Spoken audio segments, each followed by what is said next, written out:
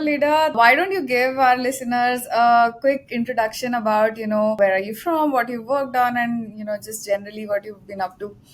Sure, that's my favorite part. Hi, thank you for having me on your wonderful podcast. I'm Leda Necheva. I'm head of design or, like chief creative officer at Hunter and Bard. We are US based ABM agency. And well, I handle all creative and sometimes not only. So, Leda, you are a creative director at an agency. What does a typical day look like for you? Well, it's no secret that design is kind of regarded as the last stop of everything. Mhm. So when you don't have when you have a really kind of loose management, sometimes we have into the situations where we're just this is your day now. Like you imagined something different yesterday, but now this is your day. But usually, to avoid that, I try to kind of prioritize the tasks for the week, to plan ahead for the rest of the week, so nobody is kind of frustrated or just really unpleasantly surprised by something that came up in the last moment. Of course, things like that happen, as I'm sure every designer out there in the world knows. But yeah, I think that's really the most important thing. It's to organize my team's work, to let them know what they need to expect by the end of the week, and day-to-day tasks, and what is priority, what is not, what can Mhm. wait, what is Interesting. super urgent. Yeah. And then reviewing emails. And into that, if I could try and squeeze creative work, that would be great. Interesting. So, did you start your career being a creative yourself?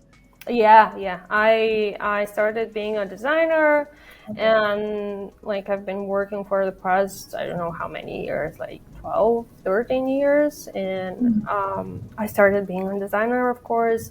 I have graduated Sofia Technical University, and basically I have graduated industrial design, so I'm also an engineer. Interesting. Yeah, so that helps me a lot, Okay, basically, to stay that's interesting. organized. I'm also an engineer by qualifications as such, but I have for my entire career I've been pursuing business. But it does really help to have an analytical mind, whichever Yes. field that you are in, for sure. You mentioned that you have to manage entire work for your team. So, any particular tools that you look and that you use, and anything that you recommend, for creative professionals, in terms of what kind of tools to use, how to manage your stack, how to organize your teams, anything around that. Yeah. For management tool, software management tool, we use Mhm. Monday. We use the entire platform of Microsoft. They have a lot to do on user experience, but it is what Okay. it is. So we're using that. Okay. And I think it's really important. Like, I don't think there is a specific tool that is better. It's Mhm. just kind of making the entire organization adopt it. I think that's the most important thing in any kind of team, because some people might use it often. Some people might just want to be like staring at it and just, what is this? Like, what am I supposed to do here? Why is this happening? Right? So yeah, we use a lot of tools. As for the design side, we are constantly kind of in different meetings. We talk a lot, we discuss a lot. I give feedback in different Adobe tools like Acrobat, like they have Mhm. online thing, but it's not really the best. I mean, it could be better. Interesting. Any particular, all of this tools coming up in AI, which is Midjourney, generative AI. Have you maybe dabbled with any of these with your teams or any of your workflows yet? Yeah, of course. The minute it came out, and I was actually waiting for Adobe Firefly to come out to see so I can test it. and figure out what's happening. Okay. I've tried most of them. I'm happy with some of the results or for Okay. kind of simpler things. But, well, I really like this to become more of a kind of a useful tool for replacing repetitive tasks and things that like Right. retouching, cutting out objects and things like that, instead of kind of being the designer itself, because I don't think it's right now, it's definitely not there. Like it Hmm. needs a lot of work. Right. But I mean, I think as any other tool, it will be useful, right? Okay. Because, yeah, Interesting. So repetitive task, that is interesting. So you mean, say, if someone has created, say, one version and one design, and they want to publish it in, say, 100 different languages, something yeah, like that could be automated by some of these absolutely, tools. absolutely. Or even trying to guide with the sizes for Hmm. different platforms, for different social medias. I mean, all of these could work, and even like again, the my I was really expecting this, like to just cut out objects Right. Okay. Cut instantaneously out without, objects. yeah, but it Interesting. could do a lot more, right? It's I'm actually looking forward to it. That's good. It's better to be ahead of the technology than resisting it. Yeah, Yeah. yeah. I Yeah. really don't like how some of the AI tools are using artwork Mm-hmm. professionals that they're Yeah. not paying for. I really Yeah. don't like that. I think it's, yeah, it's Yeah. theft in a way. Yeah. I think and as and long and at the as same time they ask for money from the people who are, yeah, right, that's really insane. Yeah, I So think our systems and compliances will come up to speed to stop, that yeah, kind of terrorism from happening for sure. But yeah, I found the thought interesting that, as long as it is to augment the work that the designers are doing and some of the repetitive tasks, so yeah, that designers can focus more on the creative aspect of things rather than, absolutely. some of the mundane tasks like production and stuff. Yeah, Um, absolutely. That will be much more helpful, probably, for from what I'm from my experience, that will be much more helpful for 3D artists than mhm. to graphic designers, like 2D artists, because in 3D, in animation, there is a lot of time and effort is put Hmm. Right, into something that might be done faster, right, with the right, help of AI. right, for sure. So, you had mentioned that you liked some of these tools, and you probably go forward. So, in terms of your team, what is the?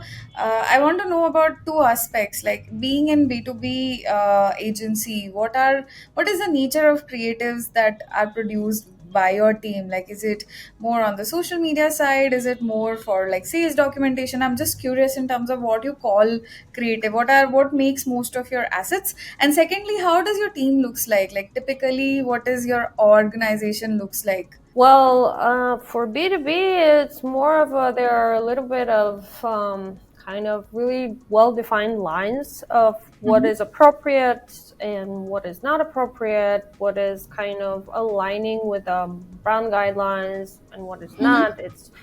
You have probably, well, if I can say so, you have less creative freedom, right? Mm-hmm. You cannot deviate because I mean, it really doesn't make sense sometimes because you're trying to explain really complex solutions to Yeah. other engineers or, like, so it's kind of, why would you bring something Yeah, you that can't has, put like memes and emojis. yes, no, I Just make mean, things yeah. fun. I mean, you can do that, but like, yeah. So it's a little bit more on the dry side, but and more corporate and a little bit, but that's also fine, and you can also find creativeness in that. And Mm-hmm. it's more of a practical creativeness than any other crazy, like I don't know, like art thing. Yeah. So yeah, I mean, most of the work there is, yes, it is ads, social media, but also video, different types of landing pages, websites, like all of this marketing materials like ebooks, case studies, white papers, and all of that. That's really important to be Yeah. clearly in a clear and really nice layout, so people don't be like, oh my god, what am I supposed to do with that, right? It's, you're trying to make it easy for people. Interesting. And it sounds a lot like what we do here, because we are also a SaaS company, and our creatives are also all of that: case studies, blogs, websites. But once in a while, we just give ourselves freedom and say, okay, why don't we do something that's more of like a meme on LinkedIn? And sometimes you actually get good eyeballs on that, because at the end of the day, people want entertainment from marketing teams. I think I completely agree. As long as it's kind of, as long as it's not cringe, it's I approve. That's the right word. Yeah, as long as it's not cringe. Okay. But yeah, and the team, the design team is based in Bulgaria. Most of the design team is based in Bulgaria. The other teams are in the US. We're a small agency, so we're not that big. But and yeah, and sometimes it's like we keep somehow a flexible team structure. Like Hmm. if I'm I mean, I can do all of the feedback and I can do all of the organization, but sometimes if I need to, and I will just sit and create something. I will Okay. act as a designer, and I really like that, and I miss that sometimes. Yeah. Well, most of the time. Interesting.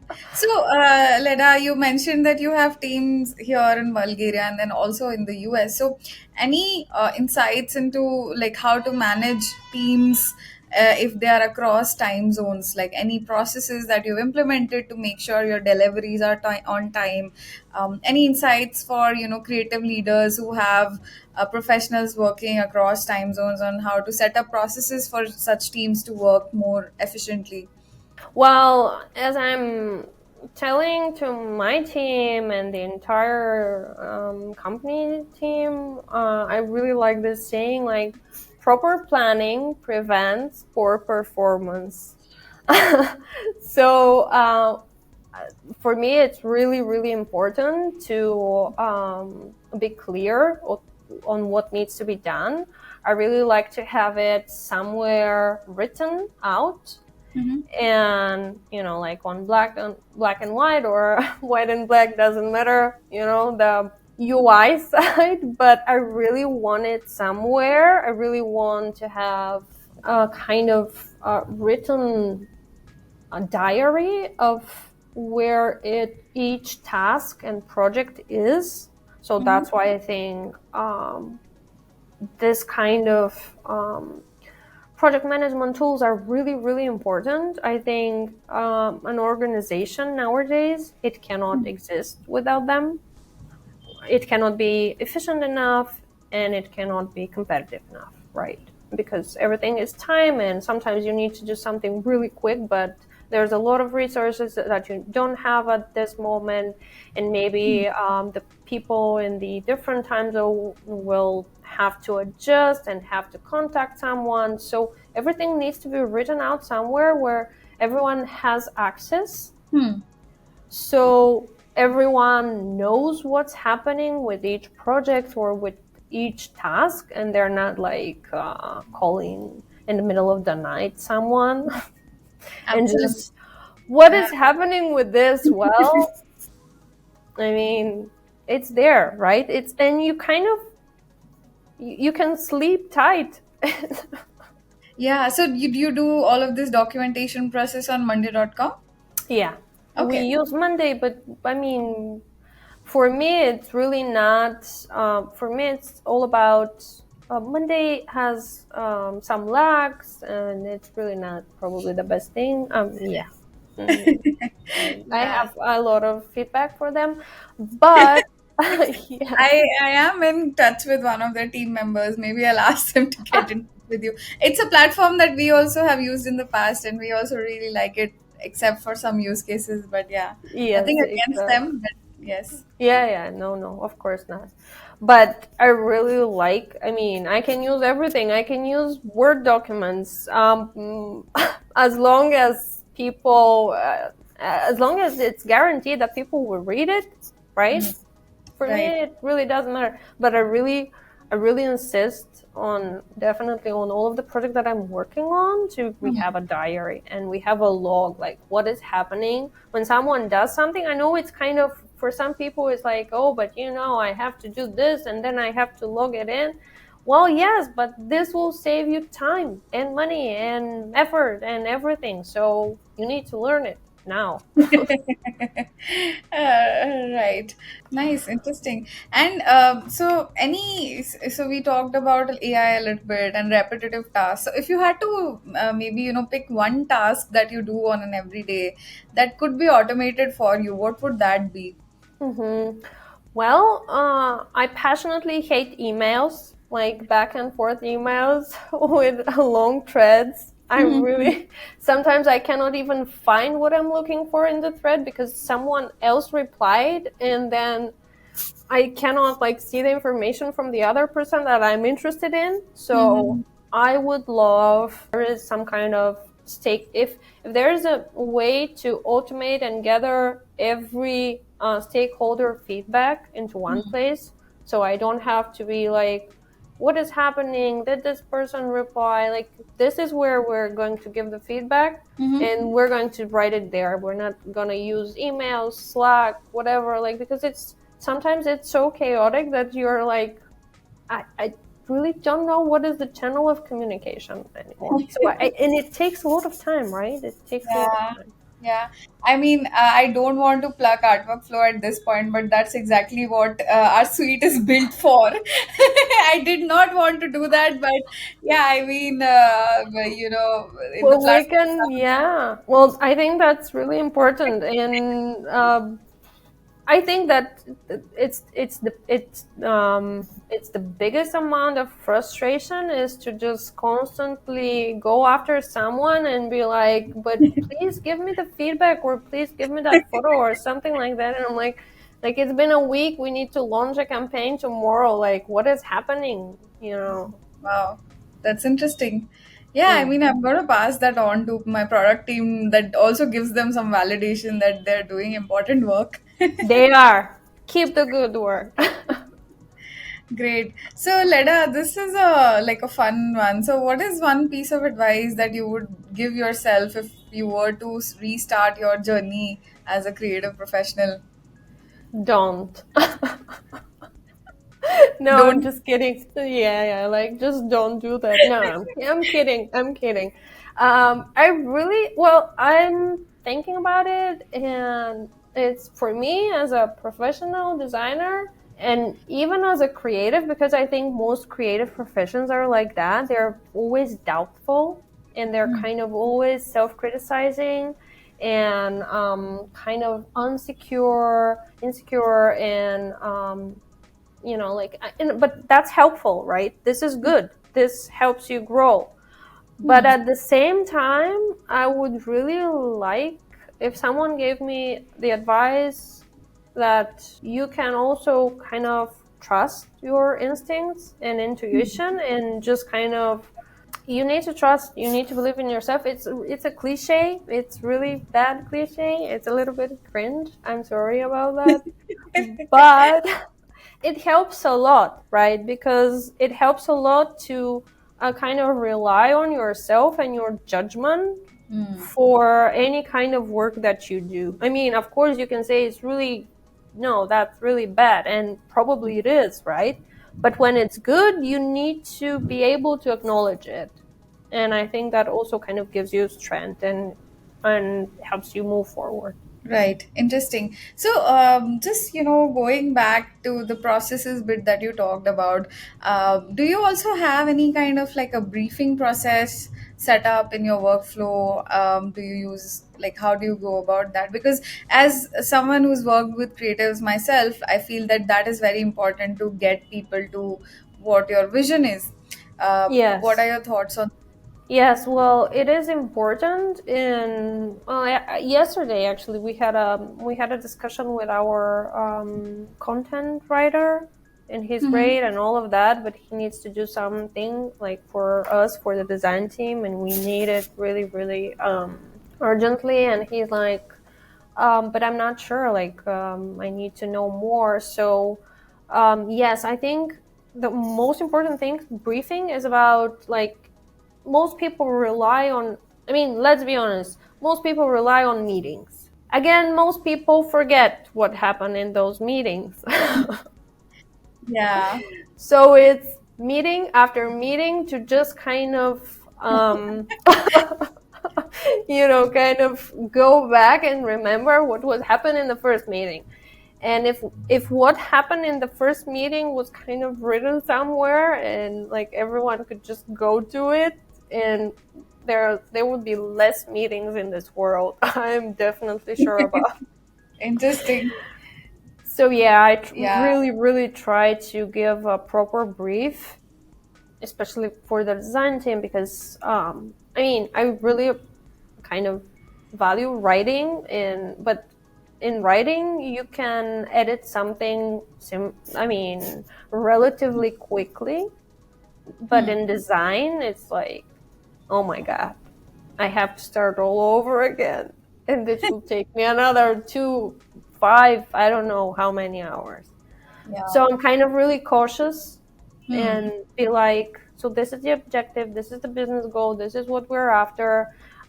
Yes, we can deviate a little bit from the brand guidelines or something like that, but just a little bit, or maybe we can make it better somehow, and you know. But Absolutely. yeah, Right. again, Great. proper planning prevents poor performance. I think we would have our audience remember that, like, proper planning prevents poor performance. Yes, exactly. It's an alliteration. So 5 P's. Okay, 5 P's for creatives. 5 P's for creatives. Awesome. So that brings us to the end of this. We just have like a few rapid fire fun questions for you. We've talked a lot about work and processes, so maybe just, something fun to bring to this. So, who's that one author or creator that you admire the most? One author or creator? Oh my god. So I really like, I'm because right now I'm not even thinking about a designer. Like, because Hmm. design is, I mean, I can say Steve Jobs, but I mean, yeah, sure, everyone admires Steve Jobs. But I think design job or any kind of job like that involves creativeness. It's just kind of, it has a more holistic learning and inspiration to it than any other thing. Like, kind of you don't have a textbook. You know the basics, but the inspiration should come from somewhere. So I think it's more important to watch a lot of movies, to kind of listen to a lot of new music, to experiment and all of that. But right now, I mean, I'm really into Sadhguru. I really like him, and I really kind of like his thinking and the advices and all of that. And it's really weird in a way that this helps me as a professional, right? To just kind of distinguish I mean, what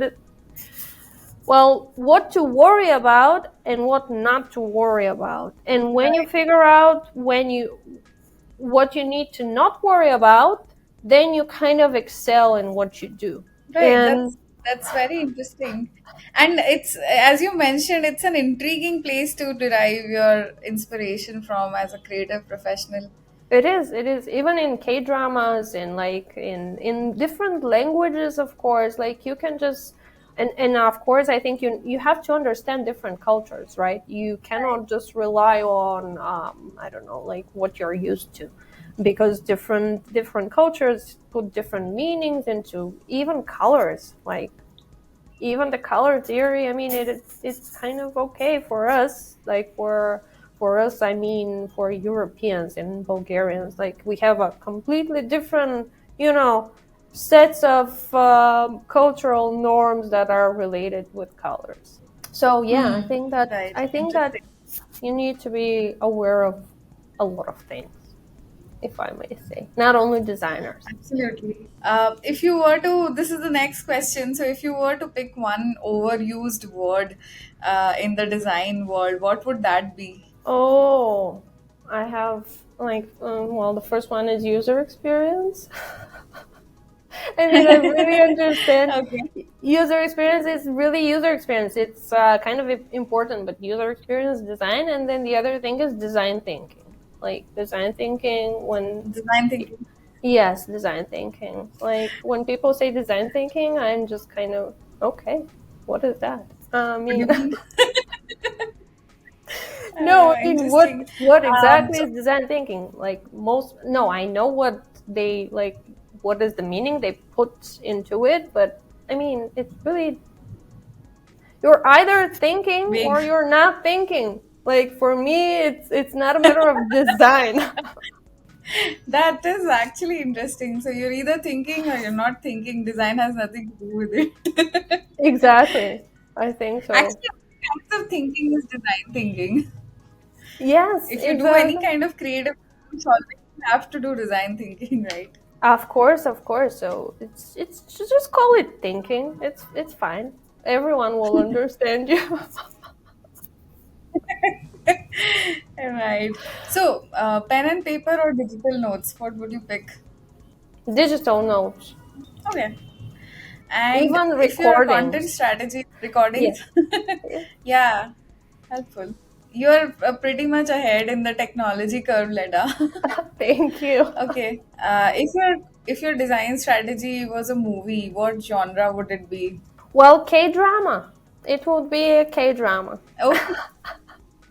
Why With is a that? lot of ups and downs because like for example you're set when you kind of start a new K-drama and you're just thinking it will be fun, it will be a romantic comedy, and then something really dramatic happens like in episode 4 or 5 and you're like, oh my god, I thought that it will be fun, and it's really not. It's really life that's happening. So it's kind Maybe I of should check out some trailer. yes, I definitely recommend them because it's kind of, I think the design process is also kind of really, you're trying to make this something really, really, Hmm. like something additional and something that needs to be perfect and kind of really presentful and all of that. But also, it kind of at some point you realize it needs to serve a purpose, like it needs to actually help someone read something or understand something, or kind of utilize it in a real life manner, not just kind of sit there pretty and all of that. So I think in this way we might like I can yeah I can make it Right. K Interesting. drama. Great. Thank you, Leda, so much. That brings us to the end of the conversation. I really enjoyed it. Thank you for taking out the time. And I think the creative ops community we have at Artwork Flow would really hopefully, would enjoy this conversation as well. Thank you so much. And Thank we you, will see you Arjita. Thank you too.